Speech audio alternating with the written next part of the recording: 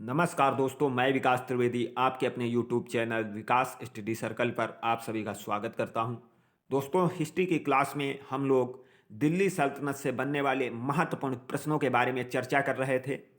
और दोस्तों, कल की क्लास में हम लोग दिल्ली सल्तनत से बनने वाले 50 प्रश्नों के बारे में जानकारी की थी।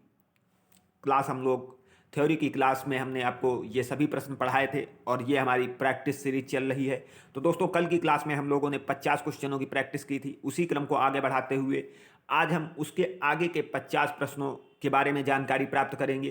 तो दोस्तों, ये हमारे सभी एग्जामों की दृष्टि से मोस्ट इंपॉर्टेंट चैप्टर है दिल्ली सल्तनत। और इसका टाइम पीरियड दोस्तों 1206 ईस्वी से 1526 ईस्वी तक रहा। दोस्तों, अगर दिल्ली सल्तनत के टाइम पीरियड की बात करें तो 1206 से 1526 ईस्वी तक रहा। दोस्तों, ये हमारे सभी एग्जाम की दृष्टि से मोस्ट इंपॉर्टेंट है। तो वीडियो के साथ अंत तक बने रहिएगा और वीडियो को ज़्यादा से ज़्यादा शेयर कीजिए, लाइक कीजिए और चैनल को सब्सक्राइब जरूर कीजिए। दोस्तों, शुरू करते हैं आज का अपना पहला क्वेश्चन। दोस्तों, हमारा पहला क्वेश्चन है कि अलबरूनी द्वारा रचित पुस्तक किताब उल हिंद या तारीख उल हिंद में किन विषयों की समीक्षा की गई है। तो दोस्तों, हमारे ऑप्शन ये हैं, इसका राइट आंसर हो जाएगा इनमें से कोई नहीं। उसके बाद दोस्तों, हमारा अगला क्वेश्चन है क्वेश्चन नंबर 52। अलबरूनी का पूरा नाम क्या था। तो दोस्तों, अलबरूनी का पूरा नाम था अबू रेहान मोहम्मद। अबू रेहान मोहम्मद अलबरूनी का पूरा नाम था। उसके बाद दोस्तों, हमारा अगला क्वेश्चन नंबर 54 है, 11वीं सदी के भारत का दर्पण किसे कहा जाता है। तो दोस्तों, इसका राइट आंसर हो जाएगा ऑप्शन नंबर ए, किताबुल हिंद को 11वीं सदी के भारत का दर्पण कहा जाता है। दोस्तों, मोस्ट इंपॉर्टेंट क्वेश्चन है, एसएससी जीडी की दृष्टि से बहुत ज़्यादा पूछा जाता है। उसके बाद दोस्तों, हमारा अगला क्वेश्चन है क्वेश्चन नंबर 55। वह हिंद का युद्ध 1008 और 1009 ईस्वी में निम्नलिखित में किन के बीच लड़ा गया। तो हमारा राइट आंसर हो जाएगा option number A, Mahmud Ghaznavi और आनंद पाल के मध्य। तो दोस्तों, वह हिंद का युद्ध महमूद गजनवी और आनंद पाल के मध्य लड़ा गया था। उसके बाद दोस्तों, हमारा अगला क्वेश्चन है, दिल्ली सल्तनत का वह प्रथम सुल्तान कौन था जिसने स्थायी सेना रखी। तो दोस्तों, स्थायी सेना और सेना को नगद वेतन देने का काम अलाउद्दीन खिलजी ने सर्वप्रथम किया था। तो दोस्तों, स्थायी सेना रखने का काम सर्वप्रथम किसने किया। तो अलाउद्दीन खिलजी ने। दोस्तों, उसके बाद हमारा अगला क्वेश्चन है, सुल्तान अलाउद्दीन खिलजी के बारे में के संबंध में कौन से कथनों पर दोस्तों विचार करना है, कौन सा कथन सही है, उस पर हम लोगों को राइट आंसर लगाना होगा। तो दोस्तों, अलाउद्दीन खिलजी ने अनाज के दाम नियत किए, बिल्कुल सही है। दोस्तों, थ्योरी की क्लास में हमने आपको बताया था कि अलाउद्दीन खिलजी ने अनाज के दाम नियत किए थे। उसके बाद दोस्तों, अलाउद्दीन खिलजी पहला सुल्तान था जिसने सैनिकों को नगद वेतन दिया। अभी हमने आपको बताया कि नगद वेतन देने वाला अलाउद्दीन खिलजी था। उसके बाद दोस्तों, अगला है हमारा कि अलाउद्दीन खिलजी के शासनकाल में किसानों द्वारा दिए गए भू राजस्व का अंश फसल के आधे तक बढ़ा दिया गया था। बिल्कुल सही है दोस्तों। तो हमारा राइट आंसर क्या हो जाएगा, सभी सही है। तो ऑप्शन नंबर डी हमारा सही हो जाएगा दोस्तों। उसके बाद दोस्तों, अगले क्वेश्चन पर चलते हैं। क्वेश्चन नंबर हमारा 58 है, दिल्ली के निम्नलिखित सुल्तानों में किसने तैमूरी शासक मिर्जा शाहरुख के अधिराज्य में आना स्वीकार किया। तो दोस्तों, क्वेश्चन नंबर 58 का हमारा राइट आंसर हो जाएगा ऑप्शन नंबर सी, खिज्र खां। यानी दोस्तों, खिज्र खां सैयद वंश का संस्थापक दोस्तों खिज्र खां था और ये तैमूर लंग का दोस्तों सेनापति था। और इसने दोस्तों शाहरुख के अधिराज्य में आना स्वीकार किया था। और दोस्तों, ये शाहरुख तैमूर लंग का पुत्र था, शाहरुख। उसके बाद दोस्तों, अगला हमारा क्वेश्चन है कि गुलरुखी नामक शीर्षक से कविताएं कौन लिखता था। दोस्तों, निम्नलिखित में कौन गुलरुखी उपनाम से कविताएं लिखा करता था, ये हमने आपको दोस्तों बताया था। तो हमारा राइट आंसर हो जाएगा option number D, Sikandar Lodi. और दोस्तों, हमने सिकंदर लोदी के संबंध में आपको बताया था कि इसने दोस्तों 1504 ईस्वी में आगरा शहर की स्थापना की और 1506 में आगरा को अपनी राजधानी बनाया था। तो दोस्तों, सिकंदर लोदी ने आगरा की स्थापना 1504 ईस्वी में की और गुलरुखी नामक शीर्षक से दोस्तों सिकंदर लोदी कविताएं लिखा करता था। उसके बाद दोस्तों, अगला हमारा क्वेश्चन है, निम्न में कौन सा कथन रजिया सुल्तान के संबंध में असत्य है। दोस्तों, इसमें हमको असत्य पहचानना है। तो हमारा दोस्तों इनको देखते हैं। दोस्तों, सबसे पहले, इल्तुतमिश ने वंशानुगत राजतंत्र स्थापित करने की कोशिश की और पुत्रों की अयोग्यता के कारण रजिया को उत्तराधिकारी मनोनीत किया। दोस्तों, बिल्कुल सही है। हमने आपको बताया था कि इल्तुतमिश का पुत्र रुकनुद्दीन इल्तुतमिश की मृत्यु के बाद दिल्ली का शासक बना, लेकिन दोस्तों वो अयोग्य था, इसलिए दिल्ली के अमीरों ने उसको गद्दी से हटाकर रजिया सुल्तान को गद्दी पर बिठाया। तो बिल्कुल हमारा ये सही है। उसके बाद दोस्तों अगला है कि 1236 में जनता के सक्रिय सहयोग से रजिया सुल्तान दिल्ली की सुल्तान बनी। अभी हमने आपको बताया दोस्तों 1236 में इल्तुतमिश की मृत्यु हुई थी और 1236 में ही दोस्तों रुकनुद्दीन को हटा के रजिया सुल्तान को दिल्ली का सुल्तान बनाया गया था। उसके बाद दोस्तों रजिया सुल्तान ने हबसी सरदार मलिक याकूत को नायब मलकित के पद पर नियुक्त किया। बिल्कुल सही है दोस्तों, ये भी हमारा ऑप्शन नंबर सी भी सही हो जाएगा। उसके बाद दोस्तों अगला है कि रजिया ने सर्वप्रथम तुर्क सामंत वर्ग की शक्ति को सुदृढ़ता प्रदान करने की कोशिश की और गैर तुर्की शासक वर्ग को शक्तिहीन बना दिया। दोस्तों ये हमारा गलत हो जाएगा, तो हमारा दोस्तों इसका राइट आंसर क्या हो जाएगा? Option number D.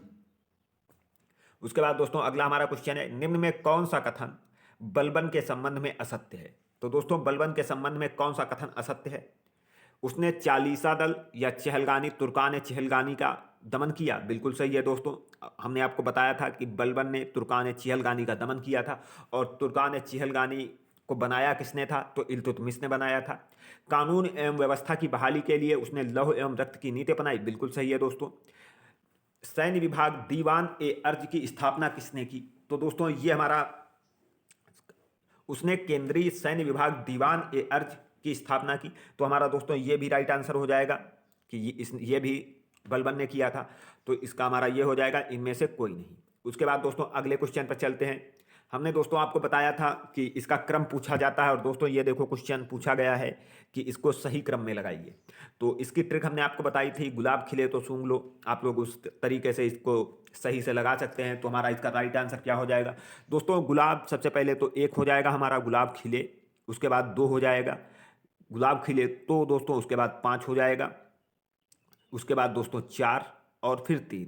तो दोस्तों गुलाम वंश, खिलजी वंश, तुगलक वंश, सैयद वंश और लोधी वंश। तो दोस्तों 1 2 5 4 3 ये किस में है? 1 2 5 4 3 ऑप्शन नंबर बी में है। तो ऑप्शन नंबर बी हमारा सही हो जाएगा।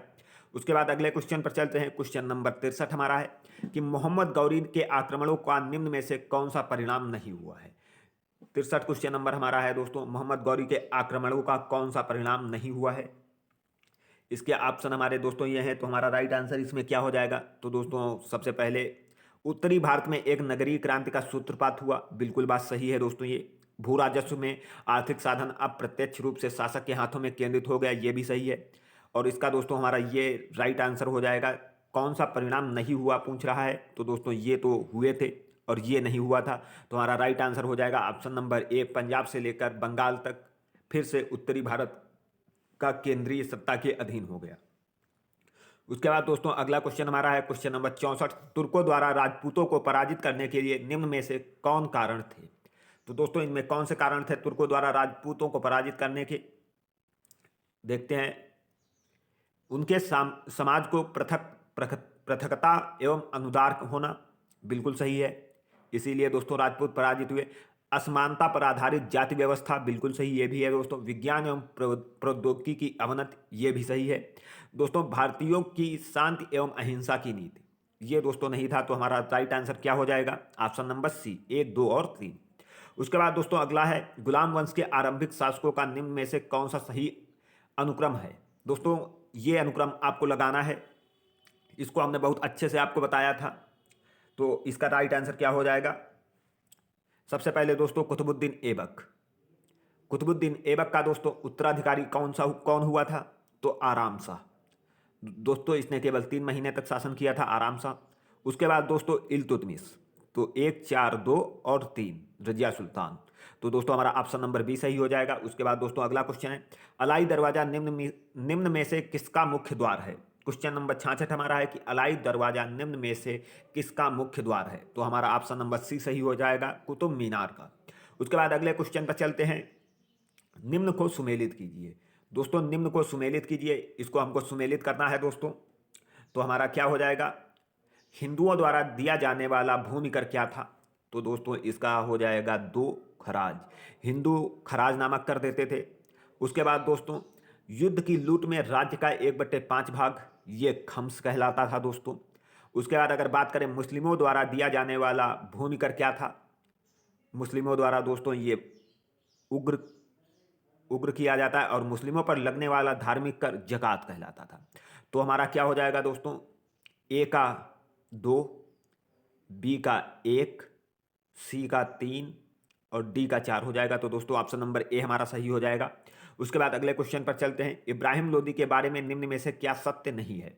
दोस्तों क्या सत्य नहीं है, ये देखना है कि इब्राहिम लोदी के बारे में कौन सा कथन सत्य नहीं है। क्रूर एवं निरंकुश शासक था, बिल्कुल सही है दोस्तों। अफगान अमीरों की खिलाफत, बिल्कुल सही है। महान निर्माता एवं कला का पुजारी था, ये दोस्तों बिल्कुल गलत है। और दौलत खान ने काबुल के शासक बाबर को इब्राहिम लोदी को हराने के लिए बुलाया था। दोस्तों हमने आपको बताया था कि दौलत खां इब्राहिम लोदी का चाचा, ये दौलत खां दोस्तों पंजाब का शासक था। इसने बाबर को आमंत्रित किया था इब्राहिम लोदी को हराने के लिए। तो ऑप्शन नंबर सी हमारा राइट आंसर हो जाएगा दोस्तों। उसके बाद अगले क्वेश्चन पर चलते हैं। अगला क्वेश्चन हमारा है कि अमीर खुसरो के संबंध में निम्न में से कौन सा कथन सत्य है? तो दोस्तों हमारा कौन सा कथन सत्य है? वे सूफी संत शेख निजामुद्दीन औलिया के शिष्य थे, बिल्कुल सही है दोस्तों। अमीर खुसरो सूफी संत शेख निजामुद्दीन औलिया के शिष्य थे। उसके बाद जलालुद्दीन फिरोज खिलजी के दरबारी कवि थे, बिल्कुल सही है दोस्तों। उन्होंने भारतीय वाद्य यंत्र वीणा एवं ईरानी वाद्य यंत्र तंबूरा के मिश्रण से सितार का आविष्कार किया, बिल्कुल सही है दोस्तों। उसके बाद उन्होंने ख्याल गायकी का आविष्कार किया, ये भी सही हो जाएगा हमारा। तो ऑप्शन नंबर ए सही हो जाएगा, 1 2 3 4। उसके बाद अगले क्वेश्चन पर चलते हैं। दिल्ली सल्तनत के पतन के लिए निम्न में से कौन से कारण उत्तरदायी थे? तो दोस्तों दिल्ली सल्तनत के पतन के लिए निम्न में से कौन से कारण उत्तरदायी थे? तो क्या हो जाएगा? दुर्बल प्रशासन, बिल्कुल सही है दोस्तों। उसके बाद तैमूर का आक्रमण 1398 में हुआ दोस्तों, ये भी एक कारण था। उसके बाद हमारा हो जाएगा अधिग्रहण की स्पष्ट नीति का अभाव। दोस्तों अधिग्रहण की स्पष्ट नीति का अभाव, ये तीनों कारण हुए। तो दोस्तों ऑप्शन नंबर ए हमारा सही हो जाएगा। उसके बाद अगला क्वेश्चन हमारा है दोस्तों क्वेश्चन नंबर 71। क्वेश्चन नंबर 71 हमारा है, निम्न में से किसका आक्रमण भारत पर किया गया? द्वितीय तुर्क आक्रमण था। दोस्तों द्वितीय तुर्क आक्रमण भारत पर किसने किया था? तो हमारा राइट आंसर हो जाएगा दोस्तों option number B, Mohammad Ghori. दोस्तों मोहम्मद गौरी किस वंश का शासक था? क्वेश्चन नंबर हमारा 72 है कि मोहम्मद गौरी किस वंश का शासक था? तो दोस्तों संसबानी वंश का शासक था दोस्तों मोहम्मद गौरी। उसके बाद अगला क्वेश्चन है, मोहम्मद गौरी को किस अन्य नाम से भी जाना जाता था? तो दोस्तों मोहम्मद गौरी को किस अन्य नाम से जाना जाता था? तो हमारा ऑप्शन नंबर, दोस्तों इस क्वेश्चन पर गोला कर लीजिए, इसको हम देखकर आपको बताएंगे अगली क्लास में।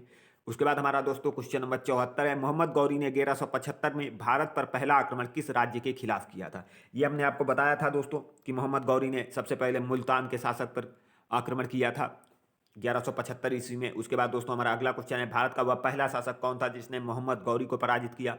तो दोस्तों मोहम्मद गौरी को सर्वप्रथम किसने पराजित किया था? ये हमारा 75 क्वेश्चन नंबर का राइट आंसर हो जाएगा ऑप्शन नंबर ए, सोलंकी वंश के शासक भीम सेकेंड ने। दोस्तों इन्होंने पराजित करके मोहम्मद गौरी को बंदी बना लिया था। उसके बाद अगला क्वेश्चन हमारा है, मोहम्मद गौरी एवं पृथ्वीराज चौहान के बीच विवाद के मूल में था। तो दोस्तों विवाद के मूल में क्या था? क्वेश्चन नंबर 76 हमारा इसका राइट आंसर हो जाएगा भटिंडा। उसके बाद अगला हमारा क्वेश्चन नंबर है, मोहम्मद गौरी का सर्वाधिक महत्वपूर्ण भारतीय आक्रमण कौन सा था? तो दोस्तों मोहम्मद गौरी का सर्वाधिक महत्वपूर्ण भारतीय आक्रमण, इसका हमारा राइट आंसर हो जाएगा ऑप्शन नंबर सी, तराइन का द्वितीय युद्ध। दोस्तों ये 1192 ईस्वी में हुआ था और इसमें मोहम्मद गौरी ने पृथ्वीराज चौहान को पराजित किया था।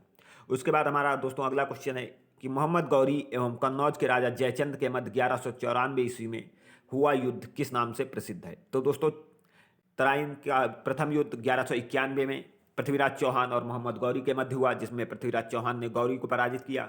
1192 में तराइन का द्वितीय युद्ध हुआ, जिसमें मोहम्मद गौरी ने पृथ्वीराज चौहान को पराजित किया।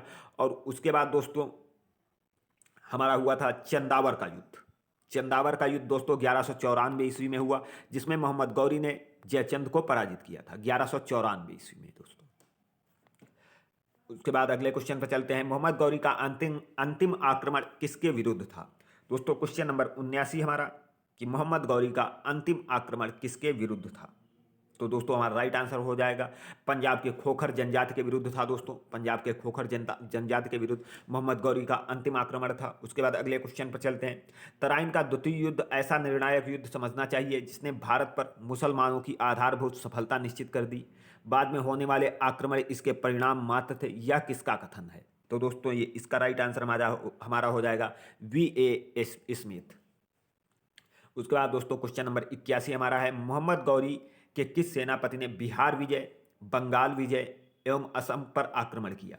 तो मोहम्मद गौरी का कौन सा सेनापति था जिसने बंगाल, बिहार और असम पर आक्रमण किया था? तो इसका राइट आंसर हमारा हो जाएगा option number B, Ikhtiyaruddin Mohammad bin Bakhtiyar Khilji. दोस्तों बख्तियार खिलजी ने इन सभी जगह आक्रमण किया था। उसके बाद अगला हमारा है, भारत में मुस्लिम राज्य का संस्थापक मोहम्मद गौरी को माना जाता है, परंतु भारत में स्वतंत्र मुस्लिम राज्य का संस्थापक किसे माना जाता है? तो दोस्तों भारत में स्वतंत्र मुस्लिम राज्य की स्थापना कुतुबुद्दीन ऐबक ने की थी। ऑप्शन नंबर ए हमारा सही हो जाएगा। उसके बाद अगला हमारा है कि अलाउद्दीन खिलजी के आक्रमण के समय देवगिरी का शासक कौन था? तो दोस्तों अलाउद्दीन खिलजी के समय देवगिरी का शासक रामचंद्र देव था। ऑप्शन नंबर ए हमारा सही हो जाएगा। उसके बाद अगले क्वेश्चन पर चलते हैं। अगला क्वेश्चन हमारा है दोस्तों, जब उसने राजत्व प्राप्त किया तो वह शरीयत के नियमों और आदेशों से पूर्णतया स्वतंत्र था। बर्नी ने यह कथन किस सुल्तान के लिए कहा है? तो दोस्तों इसका हमारा राइट आंसर हो जाएगा option number C, Alauddin Khilji के लिए। उसके बाद अगला क्वेश्चन हमारा है क्वेश्चन नंबर 45, सल्तनत काल में भू राजस्व का सर्वोत्तम ग्रामीण अधिकारी कौन था? इसका हमारा राइट आंसर हो जाएगा ऑप्शन नंबर ए, चौधरी। उसके बाद दोस्तों अगला हमारा क्वेश्चन है, तैमूर के आक्रमण के बाद भारत में किस वंश का राज स्थापित हुआ? तो दोस्तों आपको हमने बताया कि तुगलक वंश का जब भारत पर शासन चल रहा था 1398 ईस्वी में, तब तैमूर ने 1398 में भारत दिल्ली पर आक्रमण किया और उसके बाद सैयद वंश की स्थापना हुई, सैयद वंश। और दोस्तों तैमूर का सेनापति खिज्र खान ने सैयद वंश की स्थापना की थी। उसके बाद हमारा अगला क्वेश्चन है, निम्नलिखित में से किस सुल्तान के दरबार में सबसे अधिक गुलाम थे? तो दोस्तों सबसे अधिक गुलाम किसके दरबार में थे? इसका हमारा राइट आंसर हो जाएगा option number D, Firoz Tughlaq. लगभग दोस्तों 1,81,000 गुलाम फिरोज तुगलक के शासनकाल में थे, 1,81,000 दोस्तों। उसके बाद हमारा अगला क्वेश्चन है कि निम्न में से किस सुल्तान ने बेरोजगारों को रोजगार दिया? किस सुल्तान ने बेरोजगारों को रोजगार दिया? तो फिरोज तुगलक हमारा राइट आंसर हो जाएगा। उसके बाद अगला क्वेश्चन है हमारा दोस्तों, निम्नलिखित में से किस सुल्तान ने फलों की गुणवत्ता सुधारने के उपाय किए? तो इसका भी हमारा राइट आंसर हो जाएगा दोस्तों option number B, Firoz Tughlaq. ये सभी चीज़ें दोस्तों हमने आपको थ्योरी की क्लास में पढ़ाई हैं। आप लोग पहले उन क्लासों को देख लीजिए, उसके बाद इस क्लास की प्रैक्टिस कीजिए। इससे आपको बहुत अच्छे से समझ आएगा और आपके क्वेश्चनों की प्रैक्टिस हो जाएगी। उसके बाद दोस्तों अगला क्वेश्चन हमारा है कि नालंदा विश्वविद्यालय के विनाश का कारण है। दोस्तों नालंदा विश्वविद्यालय के विनाश का कारण क्या है? तो मुसलमान। ऑप्शन नंबर ए हो जाएगा। उसके बाद दोस्तों क्वेश्चन नंबर 91 है, तबकात ए नासिरी का लेखक कौन है? तो तबकात ए नासिरी का लेखक मिनहाज उस सिराज है दोस्तों, मिनहाज उस सिराज। अलाई दरवाजा का निर्माण किस सुल्तान ने करवाया? तो दोस्तों अलाई दरवाजा का निर्माण हमारा ये अलाउद्दीन खिलजी ने किया था। Option number C. Qutubuddin Aibak की राजधानी क्या थी? दोस्तों कुतुबुद्दीन ऐबक की राजधानी, ऑप्शन नंबर ए हमारा सही हो जाएगा, लाहौर। उसके बाद अगला क्वेश्चन हमारा है दोस्तों, अलाउद्दीन खिलजी के प्रसिद्ध सेनापतियों में किसकी मंगोलों के विरुद्ध लड़ते हुए मृत्यु हुई थी? तो दोस्तों अलाउद्दीन खिलजी के प्रसिद्ध सेनापतियों में किसकी मंगोलों के विरुद्ध लड़ते हुए मृत्यु हुई थी? तो जफर खां की मृत्यु दोस्तों हुई थी, ऑप्शन नंबर ए। उसके बाद दोस्तों अगला हमारा क्वेश्चन नंबर है 95।